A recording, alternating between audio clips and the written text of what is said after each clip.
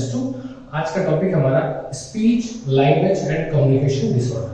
तो first of all हम पहले स्पीच डिस्कस करेंगे, फिर लैंग्वेज डिस्कस करेंगे और कम्युनिकेशन का क्या रोल होता है, क्योंकि ये कंबाइन होता है। कम्युनिकेशन, लैंग्वेज एंड स्पीच का मिक्स होता है, तो उसको बोलते हैं कम्युनिकेशन, मतलब ट्रांसफर ऑफ इंफॉर्मेशन। तो फर्स्ट ऑफ ऑल हम डिस्कस करेंगे स्पीच। जब स्पीच की बात करते हैं तो स्पीच जब वर्बल वे ऑफ कम्युनिकेशन, जब भी हम कोई साउंड, कोई वोकैबुलरी या कोई सेंटेंस बोलते हैं तो हमारे आर्टिकुलेटर्स मूव होते हैं, साउंड को मॉडिफाई करते हैं, वोकैबुलरी बनाते हैं और दो वोकैबुलरी बना के हम सेंटेंस बनाते हैं। तो स्पीच के पैरामीटर्स क्या होते हैं वो डिस्कस करेंगे। नॉर्मली आर्टिकुलेशन, जब कुछ भी बोले हैं तो वो नॉर्मल होना चाहिए। नॉर्मल इन द सेंस की क्लैरिटी होनी चाहिए, उसमें नॉर्मल लाउडनेस होनी चाहिए, नॉर्मल रेट ऑफ स्पीच होनी चाहिए। ये सब स्पीच के पैरामीटर होते हैं। Normal in articulation, normal in voice, normal in fluency and rate of speech. इससे क्या होगा, जो स्पीकर या लिसनर के बीच में कम्युनिकेशन होगा तो दोनों के बीच में वो साउंड या वोकैबुलरी समझ में आएगा।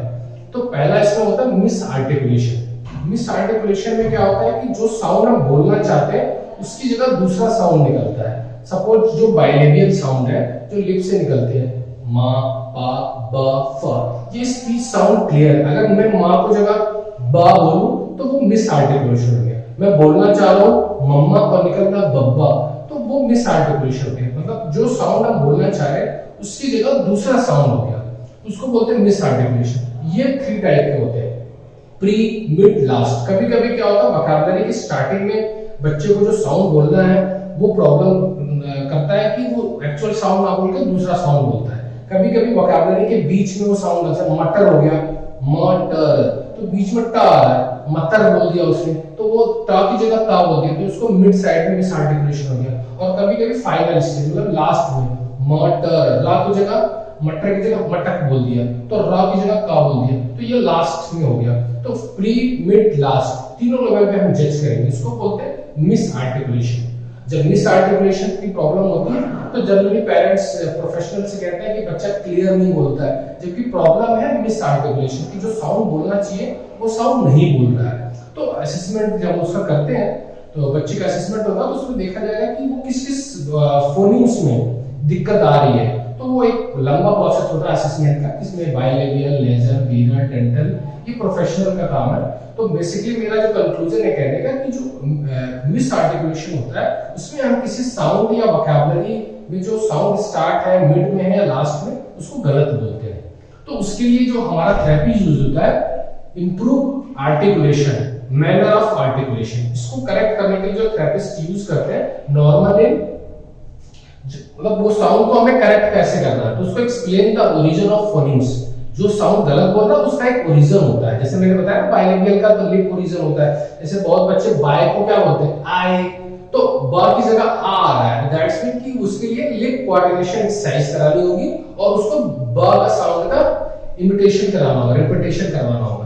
तो उसके लिए से बोलते हैं बच्चे बाय तो बोलेंगे आई, तो माउथ ओपन हो गया, करेक्ट करवाना है बाय, मैच और लिप्स बाय, तो ब साउंड आएगा। इस तरीके से हमारा आर्टिकुलेशन हो गया। फिर हो गया नॉर्मल इन लाउडनेस। अगर हम किसी से बात कर रहे हैं तो लाउडनेस हमारी जो करेक्ट होनी चाहिए, मतलब करेक्ट इन द सेंस कि इतना लाउड होना चाहिए कि बच्चा समझ सके या प्रोफेशनल समझ सके या पेरेंट्स समझ सके। क्या होता है, बहुत बच्चे रोबोटिक स्पीच होती है, ज्यादातर एएसडी में ऐसी दिक्कत आई कि उनकी जो पिच वेरिएशन होती है वो बहुत लो पिच होता है, मतलब डिफरेंट वेरी करता है कि बच्चे का लेवल कैसा है। कभी कभी बच्चे का लेवल, लेकिन मोस्टली देखा गया है एएसडी जो ऑटिज्म स्पेक्ट्रम सिंड्रोम होता है उसके अंदर ये प्रॉब्लम आती है कि उनकी वॉइस जो होती है रोबोटिक होती है। तो उससे क्या होता है, वो लाउड नहीं बोलते हैं। तो लाउड बोलने के लिए भी बच्चों को ट्रेन करना पड़ता है, सिखाना पड़ता है। तो पेरेंट्स को ये कंसर्न करना पड़ता है कि लाउडनेस कैसे इंप्रूव। बेसिक में आपसे शेयर कर रहा हूँ कि लाउडनेस के लिए हमें इंप्रूव एब्डोमिनल एयर पैटर्न करना होगा, जैसे माउथ ओपन करके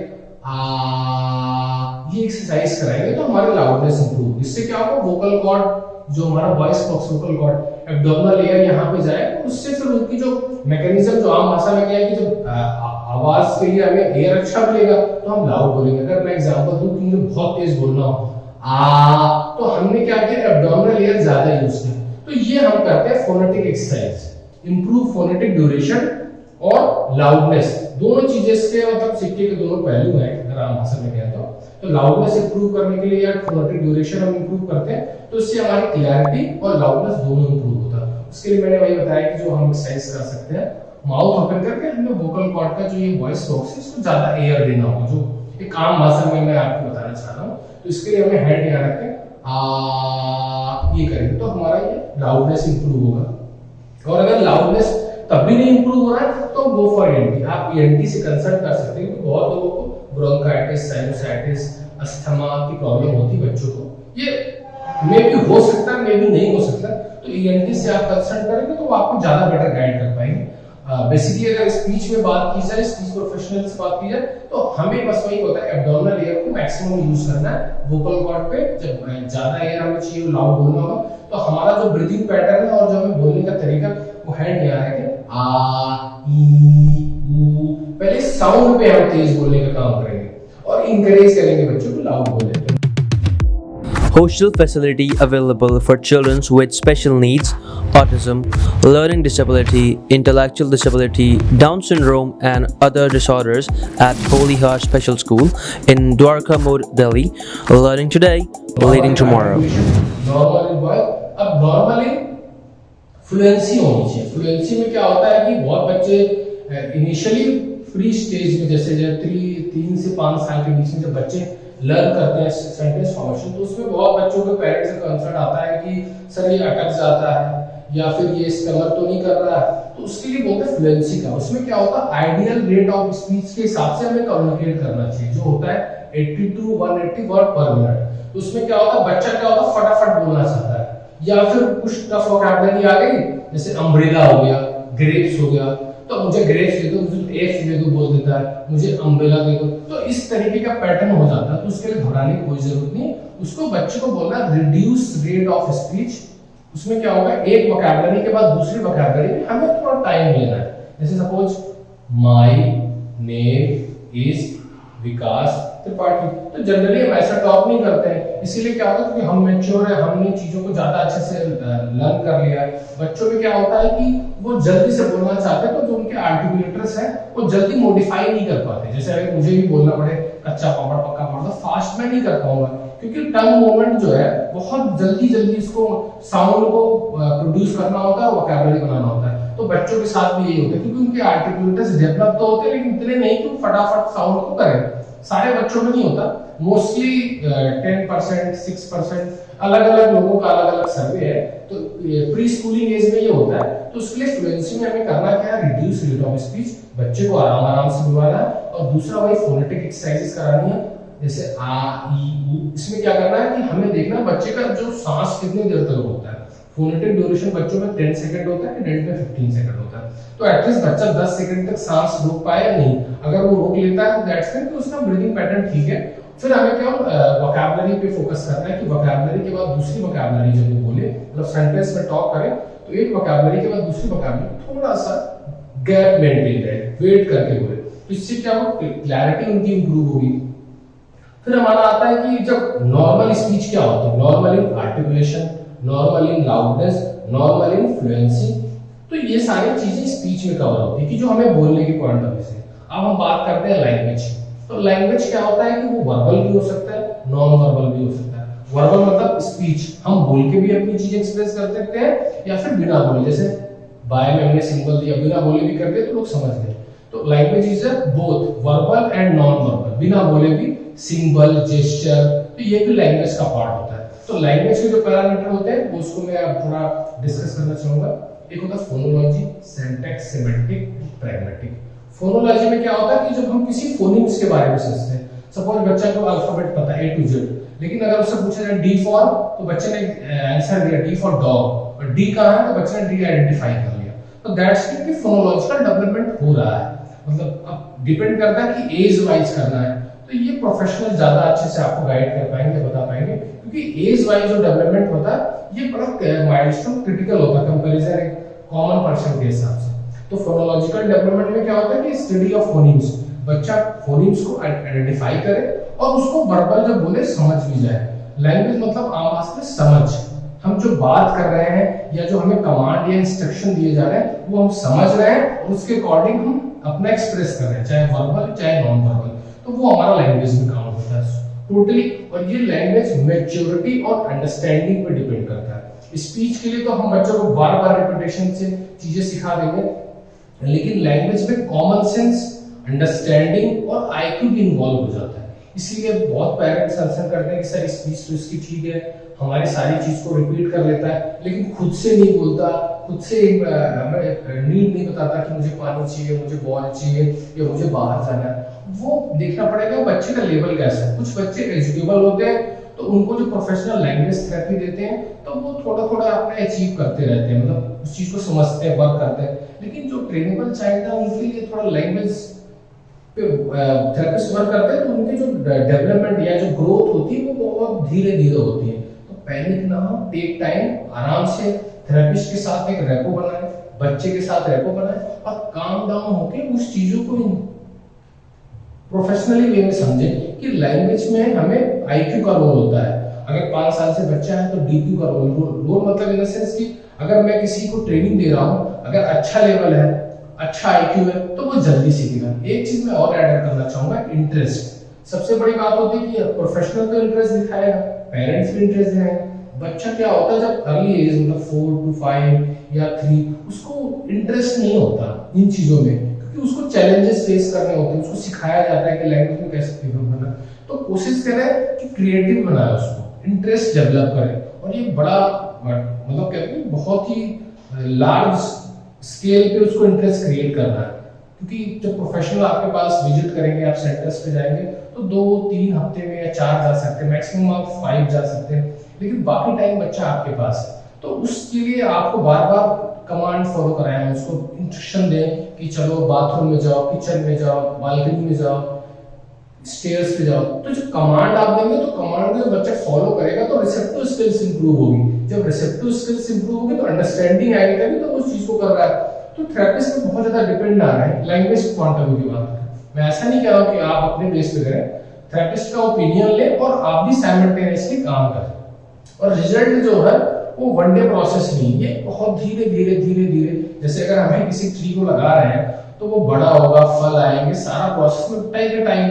मैं ये नहीं कह रहा हूँ कि बहुत ज्यादा आपको हो जाए कि आपको रिजल्ट बहुत धीरे मिलेगा या लेट मिलेगा। आप चीजों को समझें कि लैंग्वेज बच्चे का लेवल कितना है, आईक्यू कितना है, इंटरेस्ट कितना ले रहा है, थेरेपिस्ट के साथ जब इन्वॉल्व हो रहा है तो कितना देर तक उसके अंदर सिटिंग अचीवमेंट है, उसकी आई कांटेक्ट कितना है, बाकी टाइम में उसको कैसे काम किया जा रहा है। तो ये सारी चीजें फीचर्स जो फैक्टर है वो अफेक्ट करते हैं लैंग्वेज में। तो पहले हमने फोनोलॉजी, सिंटैक्स एंड सिमेंटिक की बात करता हूँ। तो इसमें क्या होता है, जब हम कोई वोकैबुलरी बोलते हैं और जब कोई सेंटेंस बनाते हैं तो वो हमारा फोनोलॉजी के बाद सिंटैक्स सिमेंटिक में काउंट होता है। कि मैंने अगर डॉग बोला तो डॉग को मैं समझ रहा हूँ, अभी हम केवल डी पे काम करते हैं तो वो फोनोलॉजी हो गया, study of phonemes, phonemes D dog. अब जब हम वोकैबुलरी और सेंटेंस बोलते हैं तो उसमें हमारा पैरामीटर यूज होता है सिंटैक्स और सिमेंटिक, की मीनिंग भी समझे और उसको सेंटेंस में ड्रॉ करें। तो जरूर व्हाट इज दिस, तो this is a dog, what is that is a dog. तो ये जो हिंदी की बात करें तो ये क्या है, तो ये पेन है या ये पेंसिल है, तो ये बच्चे को समझ में आना चाहिए। बच्चे ने तो बोल दिया पेन, लेकिन वो आइडेंटिफाई नहीं कर पा रहा। और जब बच्चे को नीड होगी तो बोलेगा पेन दे दो, तो किससे पेन चाहिए, तो मम्मा पेन दे दो, पापा पेन दे दो। तो ये हमारा सिंटैक्स एंड सिमेंटिक का पार्ट हो गया। तो सारी चीजें इसी में काउंट होती है फोनोलॉजी के बाद, सिंटैक्स एंड सिमेंटिक का मतलब 9 ईयर या 8 ईयर से पहले। तो इसलिए बच्चे को सेंटेंस फॉर्मेशन सिखाएगा थेरेपिस्ट, छोटे छोटे 2 वोकैबुलरी मिला के एक सिंपल सेंटेंस बनेगा। उससे फिर मैसेज कन्वे होगा कि क्या चाहिए, व्हाट यू वांट की, और उसके बाद प्लेस ओरिएंटेड भी हो सकता है, आइडेंटिफाई भी हो सकता है। फिर उसके बाद जो सबसे बड़ा चैलेंज होता है वो पास्ट, जैसे आप कहाँ गए थे या कल कहाँ जाओगे। प्रेजेंट टाइम में तो बच्चा चीजों को देख रहा है, उसको विजुअल लर्निंग से वो एक्सप्रेस कर दे रहा है। जब हम पास्ट या फ्यूचर के बारे में कम्युनिकेट करते हैं तो बच्चों को चैलेंज फेस होता है। तो इसीलिए हम बच्चों को इमीडिएट पास्ट से पहले लर्न करना स्टार्ट करें। आप कहाँ गए थे, तो बच्चे मैं वॉशरूम गया था, या आप कहाँ गए थे, तो मैं वॉशरूम गई थी, या आप कहाँ गए थे, मैं किचन में गया था। इमीडिएट पास्ट से क्या होता है कि बच्चे को वो चीजें अभी माइंड में है और वो आपके पास आती है। फिर धीरे धीरे थोड़े ड्यूरेशन बढ़ाएंगे, भी इमीडिएट पास्ट रहेगा, फिर आधे घंटे पहले आपने क्या किया। और जब आप उस सराउंडिंग में नेचुरली काम कर रहे हो, बार बार उस चीज को समझाइए कि भी आप क्या खा रहे हो, मैगी क्या खा रहे हो, चिप्स। बार बार आप उस चीज को पूछें, बच्चे आप क्या खा रहे हो, उन्होंने बताया मैगी चिप्स। उसके आधे घंटे बाद आप पूछ सकते कि आप क्या खा रहे थे, यहाँ पे क्या खा रहे थे को थोड़ा स्ट्रेस देना और बच्चे को बताना कि थे बोल रहे तो सर या मैम, तो थे के हिसाब से आंसर देना। तो बच्चा मैगी खा रहा था, या मैंने चिप्स खाया था, तो ये पास्ट हो गया। अब उसका फ्यूचर का है, फ्यूचर के लिए तो देखिए उसको रोड पैटर्न में डालना होगा। इनिशियली तो रोड पैटर्न में हमें भी किसी चीज को प्लान करते हैं तो वो रोड पैटर्न में ही होता है, क्योंकि हमने अभी उस चीज को इमेजिन किया है संडे को हॉलीडे होगा, हम पार्क जाएंगे या घूमने जाएंगे, ये रोड पैटर्न में रहेगा। उसके बाद जब संडे आ गया तो हम कहाँ जाएंगे, आज संडे है तो बच्चा होता है कि पार्क जाएंगे या हम मूवी जाएंगे या मॉल जाएंगे। ये डिफरेंट डिफरेंट एंगल से आप चीजों को रियलाइज कराओगे। जब बच्चा उस चीज को रियलाइज करेगा तो उसके अंदर फ्यूचर वाला जो past tense, present tense, future tense का डेवलपमेंट होगा, तो वो बोलेगा हाँ आज पापा संडे, आज हम पार्क जाएंगे, वो आके बोल सकता है। तो ये हमारे लैंग्वेज पैटर्न हो गया। उसके बाद हमारा होता है pragmatic development. Pragmatic development mostly 7-8 year के बाद हम काउंट करते हैं, बाकी वो तो देखिए हम 3 to 4 ईयर से भी काउंट कर सकते हैं। लेकिन जो एक pathological speech and language pathologist के हिसाब से बताना चाहूंगा कि जो माइलस्टोन बनाए गए हैं, जैसे नेक होल्डिंग 5 to 6 मंथ में आती है या 4 मंथ में आती है, ये बहुत लोग वैरी करते हैं। तो ऐसा आइडियल माइलस्टोन तो नेक होल्डिंग 3 to 4 मंथ में आती है। तो इसी तरीके से माइलस्टोन के हिसाब से प्रैग्मेटिक जो डेवलपमेंट होते हैं वो मैच्योर स्पीच की बात की जाती है कि बच्चे के अंदर बिहेव कैसा है। अगर बड़े हैं तो गुड मॉर्निंग या हेलो करना है या रिगार्ड में बात करना है, गेस्ट आ गया तो कैसे बिहेव करना है, घर के मेंबर के सामने कैसे बिहेव करना है, अपने से बड़े से बिहेव कैसे करना है। तो ये प्रैग्मेटिक डेवलपमेंट होता है। इसमें क्या करना होता है, बच्चे को मैनर ऑफ एक्सप्रेशन सिखाया जाता है कि अच्छे से बिहेव करना है। तो इसका बहुत ज्यादा रोल जो उन बच्चों में होता है जिनके अंदर बैड बिहेवियर होता है या जो चीजों को समझ नहीं पाते हैं। इसके लिए मैं ऐड करना चाहूंगा थ्योरी ऑफ माइंड, जो ऑटिज्म वाले बच्चों के लिए या एसडी वाले बच्चों के लिए ज्यादा रिसर्च में बताया कि थ्योरी ऑफ माइंड, बच्चे का ना जो माइंड है वो चीजों को लर्न करे कॉमन सेंस से, कि अब ये गेस्ट आ गए तो हमें, या मेरे सर आ गए तो इनको गुड मॉर्निंग या हेलो सर करना है, जा रहे हैं तो बाय सर करना है, रिस्पेक्ट वे में टॉक करें। तो इसको प्रैग्मेटिक डेवलपमेंट में काउंट किया जाता है। अब हमारा लास्ट में आता है कम्युनिकेशन। पहले हमने स्पीच किया, लैंग्वेज, कम्युनिकेशन। देखो कम्युनिकेशन के लिए बहुत जरूरी है कि पर्सन, स्पीकर और लिसनर के बीच में कनेक्टिविटी होनी चाहिए, ट्यूनिंग होना चाहिए। जैसे बोले कि काम भाषा में गए तो केमिस्ट्री होना चाहिए। अब अलग अलग लोगों की अलग अलग वोकैबुलरी है, तो स्पीच एंड लैंग्वेज पैथोलॉजिस्ट के अकॉर्डिंग मैं ये कहना चाहूंगा कि जो बच्चा होता है उसके साथ आप इन्वॉल्व होते हैं। पहले उसको, जैसे हम भाषा में कहते हैं रीइंफोर्समेंट, लालच, रिश्वत वो देते हैं, या बच्चे से तारीफ करते हैं, बच्चा वाह वेरी गुड, बहुत अच्छे, क्लैपिंग। तो इस तरीके से बच्चा क्या होगा कि आपकी तरफ अट्रैक्ट होता है। फिर आप उससे पूछ सकते हो, अगर उसके अंदर कम्युनिकेशन है तो व्हाट इज योर नेम, वाह वेरी गुड, आपको मैं चॉकलेट दूंगा, आप बताओगे।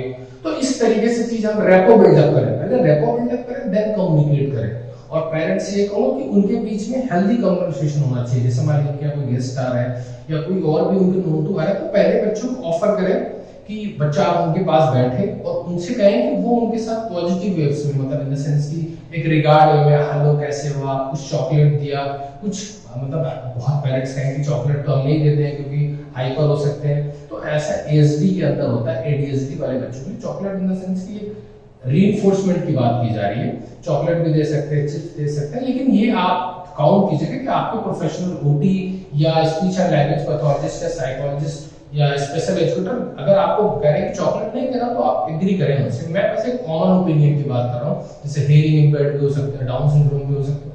तो बच्चे के अंदर ट्यूनिंग बनाना है, रेपो बनाना है, देन फिर कम्युनिकेट करना है इस तरीके। और प्रोफेशनल से भी अप्रोच करने से पहले आप ये देखें कि बच्चे को ना, जो आपके सोसाइटी में या नियर बाय, अभी तो कोविड का टाइम है तो अभी तो मैं आपको रिकमेंड नहीं करूंगा, लेकिन जब भी आपके घर में कोई बच्चे या वैसे लोग हैं तो उनके बीच में खेलने के लिए थोड़ा इन्वॉल्व करें, गेम खेलें, कैच एंड थ्रो या जो भी इंडोर या आउटडोर गेम खेल सकते हैं। उससे क्या होगा, बच्चे के अंदर कनेक्टिविटी होगी। और फिर डिमांड करना है कि चलो आप जाओ भैया से बॉल ले आओ तो आपको ये बॉल मिलेगा, जो उनको इंटरेस्ट है। भैया से चिप्स ले आओ तो भैया के पास या जो उनसे बड़े उनके पास जाएंगे। तो जब हेल्दी कनेक्टिविटी होगी, ट्यूनिंग बनेगा, तब वो कम्युनिकेट करेंगे। तो कम्युनिकेशन के लिए स्पीकर और लिसनर के बीच में कनेक्टिविटी बहुत थोड़ी जरूरी होनी चाहिए, और इसको बोलते हैं जनरलाइजेशन। जैसे जो उन्होंने स्पीच में लर्न किया, लैंग्वेज में लर्न किया, उसको कम्युनिकेशन से वो जनरलाइज करें। जनरलाइज की, जैसे अगर हमने किसी को बताया what is this Apple, Apple, बच्चा एप्पल बोल भी रहा है, व्हाट यू वांट, तो आई वांट एप्पल, या एप्पल दे दो। तो रियल एप्पल अगर किसी के पास है तो जाओ बच्चे से बोलिए कि जाओ पापा से, मम्मा से, या कोई थर्ड पर्सन आपके आता है, जो एप्पल लेके आओ, तो वो जाके बोल सकते हैं मुझे एप्पल दे दो। तो ये हो गया जनरलाइजेशन। तो जनरलाइजेशन और कम्युनिकेशन बहुत ही मेजर रोल इन्वॉल्व करता है, क्योंकि बच्चा थेरेपिस्ट से सीख लेता है या प्रोफेशनल से, स्पीच भी ठीक है, उसकी लैंग्वेज भी ठीक है, लेकिन वो कम्युनिकेट क्यों नहीं कर पा रहा? क्योंकि उनके बीच में ट्यूनिंग नहीं है, जनरलाइजेशन पे वर्क नहीं किया गया है। तो जनरलाइजेशन पे वर्क करें और रियल चीजों के साथ वर्क करें, जैसे रियल एप्पल हो गया, रियल ब्रश हो गया, रियल बैग जो है, उनसे पूछिए कि जब बैग ले आओ, या नानी से कह दो, दादी से कह दो। तो ये पूरा होल प्रोसेस होता है जनरलाइजेशन का। जो भी हमने सीखा है वो हम जनरलाइज जब तक नहीं करेंगे, बच्चा कम्युनिकेट नहीं करेगा। तो फिर से मैं थोड़ा रिपीट कर दे रहा हूँ। हमने स्पीच डिस्कस किया, लैंग्वेज डिस्कस किया, उसके बाद से कम्युनिकेशन डिस्कस किया। तो तीनों में जो डिसेबिलिटी के साथ इन्वॉल्व होते हैं बच्चे, उनके साथ कम्युनिकेशन प्रॉब्लम हो सकती है, ऑटिज्म के साथ भी हो सकती है, सबके साथ डिफरेंट एंगल से भी हमें देखना पड़ता है। जैसे ASD के अंदर क्या होता है कि उनके अंदर आई कांटेक्ट पुअर होता है, वो किसी से कम्युनिकेट जल्दी नहीं करते हैं, तो उनमें आपको ज्यादा टाइम लगेगा कम्युनिकेशन डेवलप करने में। हियरिंग इंपेयर्ड बच्चे हैं, डाउन सिंड्रोम में, उनके अंदर ऐसा जो माइलस्टोन होता है वो इजीली डेवलप हो जाता है। तो आप इंडिविजुअली देख सकते हैं कि अगर ASD स्पेक्ट्रम के अंदर आ रहा है तो आप उसको लार्ज लेवल पे लेके चलें कि ज्यादा कम्युनिकेट करें, ज्यादा जनरलाइज करें। हियरिंग इंपेयर्ड है, डाउन सिंड्रोम है, CP है, तो ये लोग जल्दी कम्युनिकेट कर लेते हैं। तो डिफरेंट बच्चों का डिफरेंट वे से हम असेसमेंट कराते हैं, तो हमें पता चलता है। और प्लीज प्रोफेशनल को बहुत ज्यादा बर्डन ना दें कि जल्दी सर बोल नहीं रहा, जल्दी बोल नहीं रहा, क्योंकि बच्चे के हिसाब से जो प्रोफेशनल होता है वो उसके हिसाब से ही चलता है। मान लीजिए अगर मैं किसी 1 क्लास के बच्चे को एजुकेशन दूंगा तो मुझे अल्फाबेट पे फोकस करना होगा, लेकिन मैं 8 ईयर या 7 ईयर के हिसाब से बच्चों के, या 3rd क्लास के 4th क्लास के बच्चों को, तो हमारा जो वे ऑफ थेरेपी है या वे ऑफ जो हमारा लैंग्वेज डेवलपमेंट वो डिफरेंट होगा। और बच्चे के करंट लेवल क्या है, उस लेवल के हिसाब से हमें वर्क करना पड़ेगा। नहीं तो क्या होगा, बच्चे का लेवल है वोकैबुलरी का और हम सेंटेंस फॉर्मेशन इंट्रोड्यूस करेंगे तो बच्चा क्या होगा, पैनिक हो जाएगा, फिर वो पार्टिसिपेट नहीं करेगा। आई होप आपको समझ में आया होगा। Thank you.